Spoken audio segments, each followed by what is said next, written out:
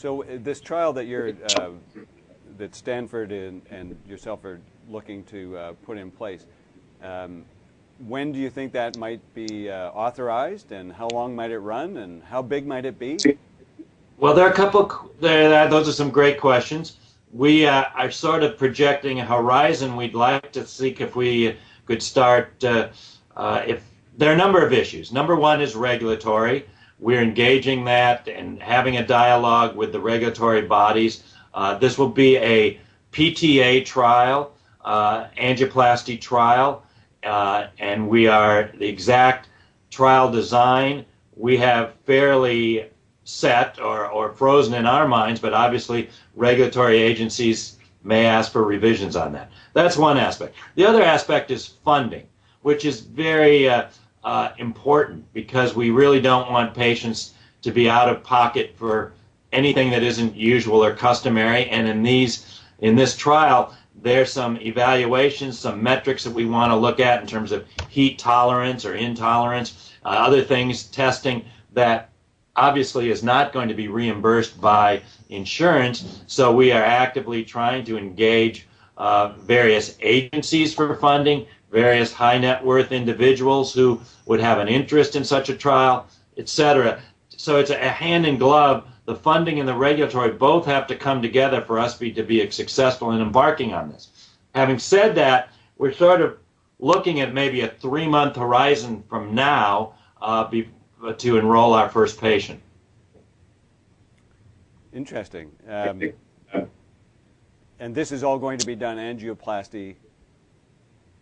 Yes.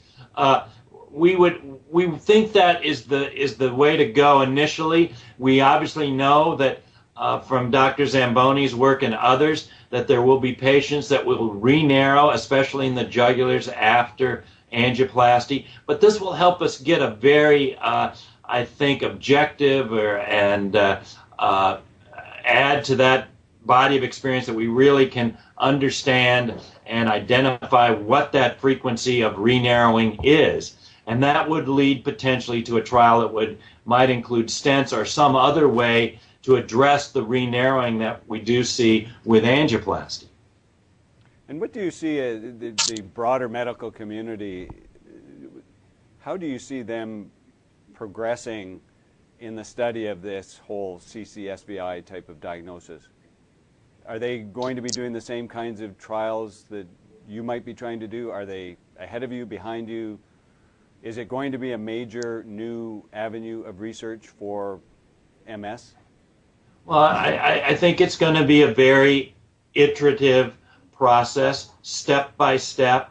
Everyone's, I think now, because of the high profile sensitivity and amongst many in the neurology community, a sense of inflammation just by the pure implausibility of such an idea, that now everyone is sort of waiting, and it seems like things are sort of slowed down into slow motion. But in reality, everyone's working, I think, at a very fast tempo. It's just that this process to go forward is going to require a very delicate, nuanced trial that will open up, I think, opportunities to look at various aspects of venous obstruction and the role it might play not only in the symptoms, but perhaps in subgroups in terms of the progression, in terms of maybe, or lack thereof, of the disease, and a better understanding of what actually might be the cause of these venous obstructions.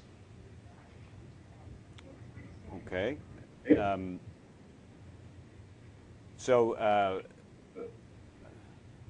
What would be, no, let me rephrase this question. In terms of what we have seen happen is that you and others that had been doing the procedures are now not doing the procedures. It seems that most treatments have been shut down, and is this delicate phase between an initial bit of information and trying to get full-scale studies, or is there something else at work here? No, I think you're 100% right. And obviously, we did these patients initially full well understanding that there was some risk involved, but also weighing that against the potential that we could actually catalyzed this whole process, because it would be impossible, absolutely impossible, based on the knowledge that was available at that time, to write a trial protocol. How would you be able to inform patients about what the risks are, what the potential benefits are? How would you know what the metrics you wanted to follow are, unless there was a period of clinical observation of this whole idea?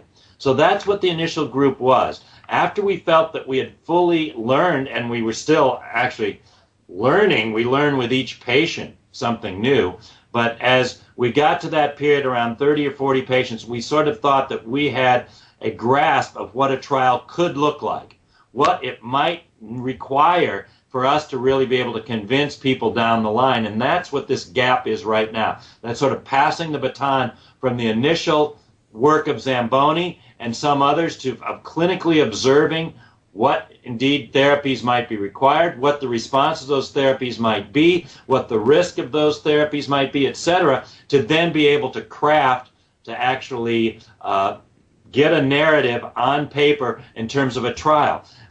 And again, this is sort of a culture clash, as it were, between the neurology community, which tends to be more pharmacologically oriented, and the people who are vascular interventionalists, who tend to be more device oriented.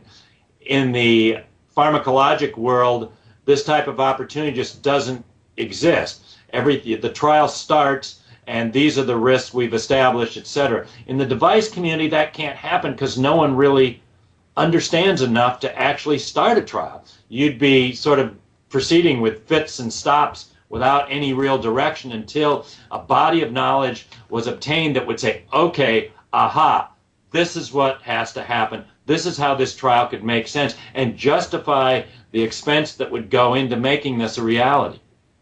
So I think this is kind of natural. I think the gap is perhaps a higher profile or higher visibility. There's more light on this because, again, for example, we use stents in veins every day, as do most hospitals in North America, for treating a variety of venous abnormalities, narrowings in veins, not so much the jugulars, iliac veins, subclavian veins, veins associated with dialysis outflow, etc. Reality is there are no stents that are approved by the FDA for use in veins.